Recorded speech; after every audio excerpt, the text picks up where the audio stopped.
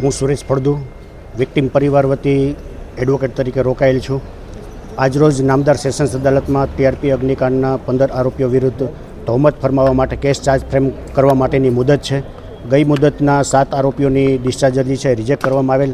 એ જ વખતે સૂચના આરોપીઓને આપવામાં આવેલી કે આજરોજ નામદાર અદાલત સમક્ષ હાજર રહે કે જેથી કેસ છે એ ચાર્જ ફ્રેમ થઈ શકે અને કેસ ચાર્જ ફ્રેમ થાય ત્યાર પછી જ કેસ છે એ શરૂ થઈ શકશે.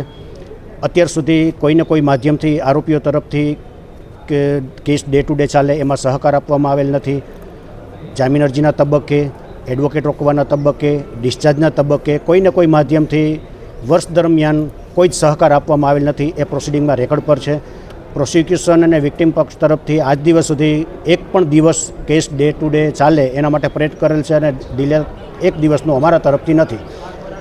આરોપી ઇલેશ ખેરે નામદાર સુપ્રીમ કોર્ટમાં જામીન મુક્ત થવા માટે જે રજૂઆત કરેલ છે એ રજૂઆતમાં કેસ આજ દિવસ સુધી ચાલુ નથી થયો.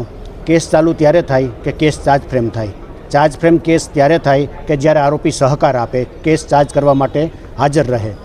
આરોપીઓ જ કેસ ચાર્જ થવા ન દે, કેસ ઓપન થવા ન દે, ડે ટુ ડે ચલાવવામાં મદદરૂપ ન થાય અને બીજી બાજુ જામીન ઉપર મુક્ત થવા માટે કેસની ટ્રાયલ શરૂ નથી થઈ એવા ખોટા બચાવો લઈ હાથગંડાઓ અપનાવી અને લાભ લેવા માટે પ્રયત્ન થઈ રહ્યા છે.